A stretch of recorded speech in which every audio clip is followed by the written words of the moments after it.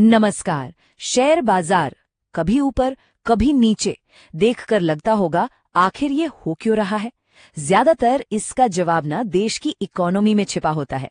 आज हम बस इसी कोड को डिकोड करने वाले हैं ताकि एक इन्वेस्टर के तौर पर हम सब ज्यादा कॉन्फिडेंस के साथ फैसले ले सके। ये बात ना बहुत पुरानी और एकदम जरूरी है। मतलब बहुत सीधा सा है। अगर देश की इकोनॉमी की हेल्थ अच्छी है तो शेयर बाजार भी भागेगा। तो आज हम यही सीखने वाले हैं कि इस बैरोमीटर को पढ़ते कैसे हैं और मार्केट की चाल को थोड़ा पहले कैसे भांप सकते हैं। ठीक है, तो शुरू करते हैं पहले हिस्से से, इकोनॉमी, जो कि बाजार का बैरोमीटर है। अच्छा, अगर बाजार इकोनॉमी का आईना है तो सबसे पहला और सबसे बड़ा सवाल तो यही उठता है ना कि भाई किसी भी देश की इकोनॉमिक हेल्थ को हम नापते कैसे हैं। इसका जवाब एक 3 अक्षर के शब्द में है, एक ऐसा शब्द जो हर बिजनेस न्यूज चैनल पर दिन रात सुनाई देता है, जीडीपी। जी हाँ, जीडीपी यानी ग्रॉस डोमेस्टिक प्रोडक्ट। ये समझिए कि किसी भी इन्वेस्टर के टूल किट का सबसे जरूरी औजार है। एक तरह से ये पूरे देश का फाइनल रिपोर्ट कार्ड है। जैसे किसी कंपनी का साल भर का टर्नओवर होता है ना, बस पूरे देश के लिए वही काम जीडीपी करती है। अगर एकदम आसान भाषा में कहें तो जीडीपी बस ये बताता है कि किसी देश ने एक तय समय के अंदर टोटल कितनी कीमत का सामान और सर्विसेज बनाए हैं।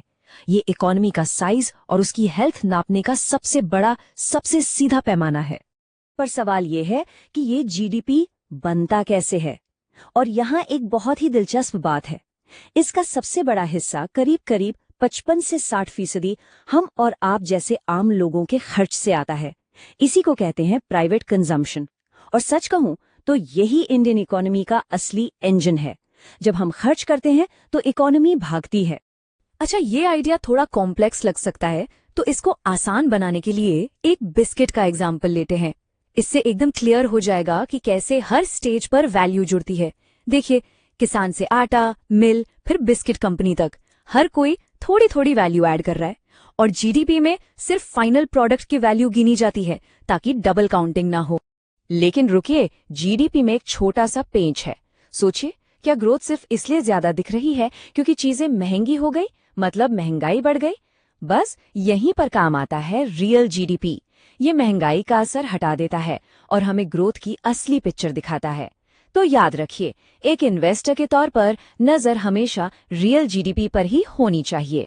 तो ठीक है, जीडीपी तो समझ आ गया, पर इस इकोनॉमी के इतने बड़े जहाज को चलाता कौन है? असल में यहाँ 2 मेन कैप्टन हैं। एक तरफ है सरकार अपनी फिस्कल पॉलिसी के साथ और दूसरी तरफ है आरबीआई अपनी मॉनेटरी पॉलिसी के साथ। चलिए पहले सरकार की फिस्कल पॉलिसी की बात करते हैं। इसका सबसे बड़ा और सीधा एग्जाम्पल है देश का एनुअल बजट। सरकारी तो तय करती है कि कितना पैसा खर्च करना है सड़कों पर, रेलवे पर, डिफेंस पर, और कितना पैसा टैक्स के जरिए इकट्ठा करना है। इसका सीधा सीधा असर कंपनियों के प्रॉफिट और कुछ खास सेक्टर्स पर पड़ता है। अब मान लीजिए सरकार एक एक्सपेंशनरी बजट लाती है, मतलब इंफ्रास्ट्रक्चर पर भारी खर्च का ऐलान करती है। तो इससे क्या होगा?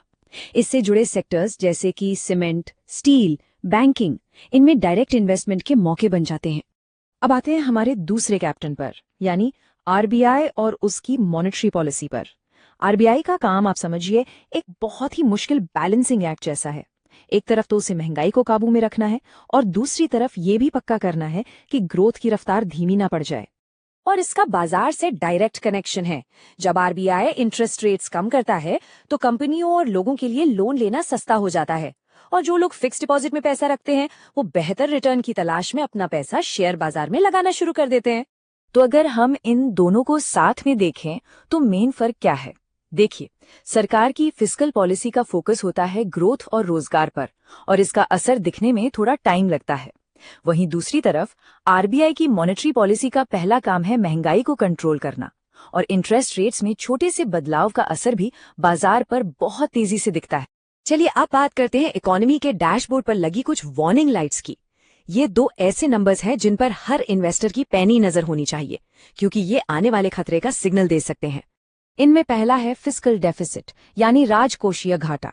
एकदम सीधी भाषा में समझें तो ये सरकार का आमदनी अठन्नी, खर्चा रुपया वाला हिसाब है, और इस खर्चे को पूरा करने के लिए सरकार को उधार लेना पड़ता है। अब सवाल ये है कि एक इन्वेस्टर के लिए ये जानना क्यों जरूरी है। वो इसलिए क्योंकि जब सरकार बाजार से बहुत ज्यादा पैसा उधार लेती है तो प्राइवेट कंपनियों के लिए लोन लेना महंगा हो जाता है, और जब लोन महंगा होगा तो उनका प्रॉफिट कम होगा और इसका असर सीधा सीधा उनके शेयर प्राइस पर पड़ेगा। दूसरी वार्निंग लाइट है करंट अकाउंट डेफिसिट, जिसे हम शॉर्ट में कैड भी कहते हैं। आसान भाषा में इसका मतलब है कि हम डॉलर में जितना सामान बाहर से खरीद रहे हैं उससे कम का सामान बाहर बेच रहे हैं, और भारत के केस में इसकी दो सबसे बड़ी वजह हैं कच्चा तेल और सोना, जिनका हम बहुत ज्यादा इंपोर्ट करते हैं। अब कैड ज्यादा होने का सबसे बड़ा रिस्क ये है कि ये हमारी इकोनॉमी को फॉरेन इन्वेस्टमेंट पे बहुत ज्यादा डिपेंडेंट बना देता है। और सोचिए, अगर किसी भी वजह से ये विदेशी पैसा देश से बाहर जाना शुरू हो जाए तो रुपया कमजोर हो सकता है और बाजार में बहुत बड़ी उथल पुथल मच सकती है। तो हमने जीडीपी, पॉलिसीज और डेफिसिट्स सब कुछ समझ लिया। अब आते हैं सबसे जरूरी सवाल पर कि इन सबको जानकर एक इन्वेस्टर के तौर पर हमें करना क्या है। चलिए मिलकर एक सिंपल सी प्रैक्टिकल चेकलिस्ट बनाते हैं। तो ये रही एक इन्वेस्टर की इकोनॉमिक चेकलिस्ट। सबसे पहले, क्या रियल जीडीपी ग्रोथ मजबूत है? दूसरा, बजट को एनालाइज करें, सरकार का पैसा जा कहाँ रहा है। तीसरा, आरबीआई के मूड पर नजर रखें, क्या वो इंटरेस्ट रेट बढ़ाने के मूड में है जिसे हम हॉकिश कहते हैं, या फिर रेट्स घटाने की सोच रहे हैं जिसे डविश कहा जाता है। और आखिर में, क्या फिस्कल और करंट अकाउंट डेफिसिट कंट्रोल में है? इन सवालों के जवाब ही सही सेक्टर चुनने में मदद करेंगे।